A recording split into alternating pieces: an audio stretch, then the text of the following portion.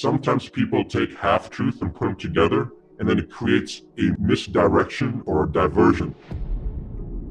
You would have to be blind and deaf to not recognize that what is happening is not normal and is not justified. The only way that you can control people is by keeping them in ignorance. But as soon as a person becomes empowered with knowledge, the one thing is that nobody can control you once you are aware. You cannot be victimized once you're aware and once you've been empowered with knowledge. Freedom of speech is the freedom to speak. If anyone's not allowed to speak, then it's not freedom of speech, it's freedom to conform to certain parameters of what are acceptable. And then what that's doing is giving power to some authority to decide what is acceptable and what is not acceptable. The world is manipulated by a web, and think of a web, a spider's web, and at the center of the web, you've got the spider. That spider is the non-human force. Around the spider are the most exclusive secret societies, and people in them you probably never heard of. They're the people really running this cult from the inner sanctum. Once you give that power to an authority, it then starts interpreting what can and cannot be said. It's simply manipulating the target population to silence itself. Entrepreneurs, if you like, who are genuine, who believe in freedom of speech, they have a fantastic opportunity here and can make an enormous contribution to human freedom. When you look at a human life, it is a download of the official version of everything. That's what it is.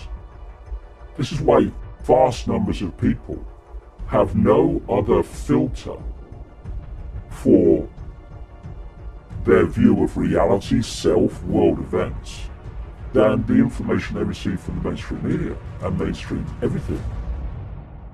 You tell me what I've told you, and I'll give you a prize. You tell me what I've not told you because you've got a mind of your own and you're questioning it, and I'll ring your mum and dad and say you're a disruptive influence in the classroom.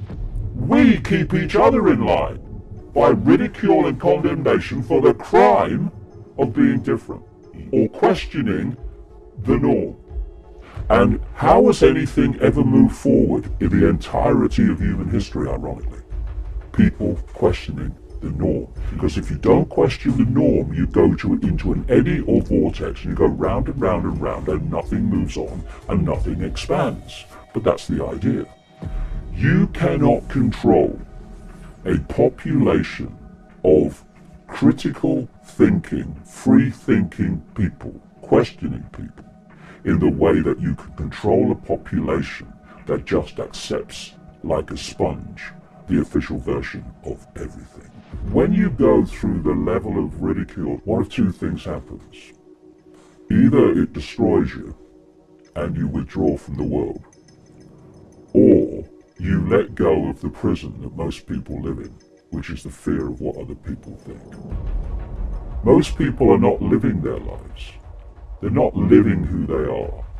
They're living what they think others think they should be. And therefore, they're living a lie. They're living someone else's version of them. If you have people around you who so disrespect your right to be you that they give you a hard time, don't surround yourself with people who respect your right to be you. I don't care if they're family, I don't care who they are. If they don't respect your right to be you, then what you're doing, interacting with them all the time, it's just going to make you depressed, it's going to make you frustrated. Walk away. And if they then come round, great. But if they don't, well, equally great. Only express your true, unique self if you refuse to let anyone impact and suppress that expression of your true, unique self.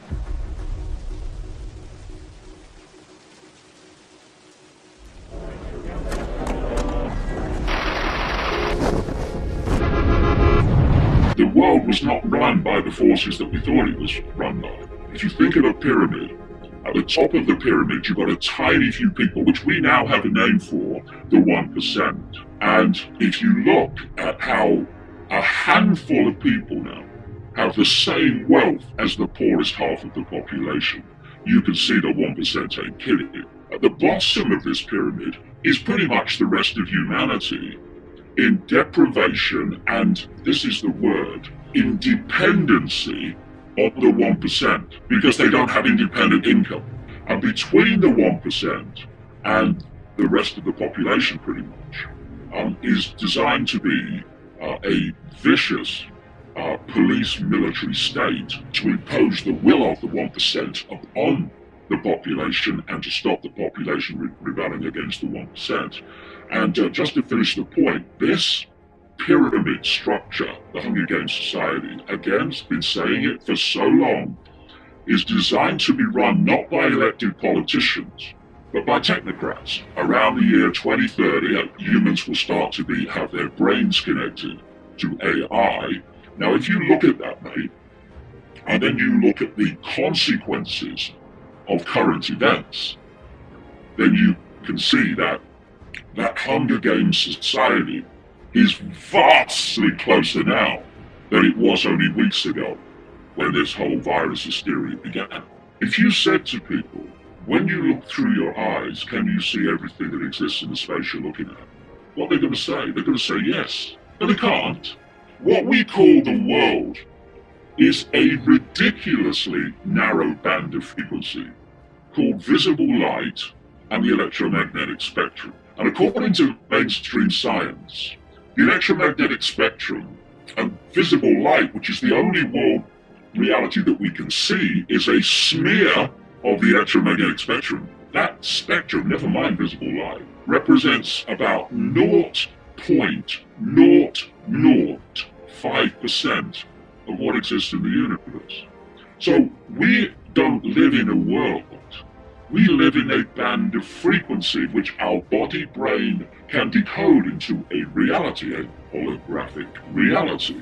And therefore, infinity exists outside this narrow band of frequency, that we can't see it, just as when you're tuned to a radio station or a television station, you only experience that frequency, that station, that reality. What happens when you switch the zapper is you switch to a different, if you like, frequency, and you get a different reality instantly. We call them different channels. Now, these different realities operate in different bands of frequency. And just like radio frequencies, etc., these bands of frequency, as long as they're not too close on the dial to each other when you get interference, they can share the same space without being affecting all the others, and each one not even being aware that all the others exist.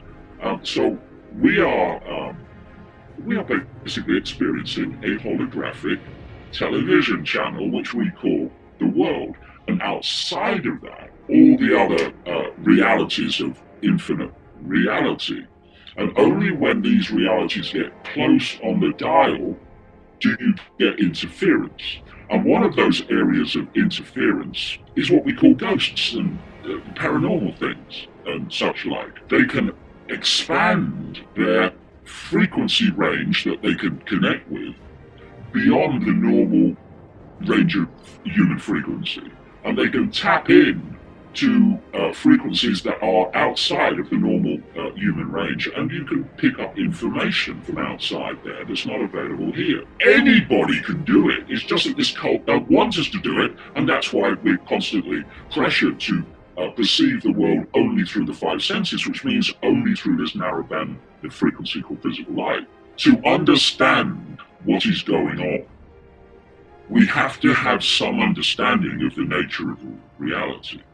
Because if we don't, we will, quite understandably, dismiss things that are happening, but we can't perceive how they could happen. You believe the world is actually solid. Our bodies are solid, that wall is solid and not a holographic, illusory, physical.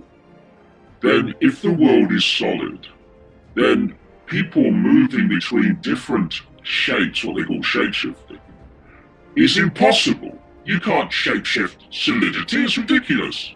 But if you believe the world is solid, immediately you hear some of the things that I say, they're immediately dismissed. Not possible. Well, hold on. If you look at computers and the technological Wi-Fi world we live in now, what you're looking at is a technological reality that mimics real reality, our experienced reality, and how we create it. So, you've got a Wi-Fi field. Okay, where is it? Where's the Wi-Fi field? Point it out to me. Well, I can't, because you can't see it, right?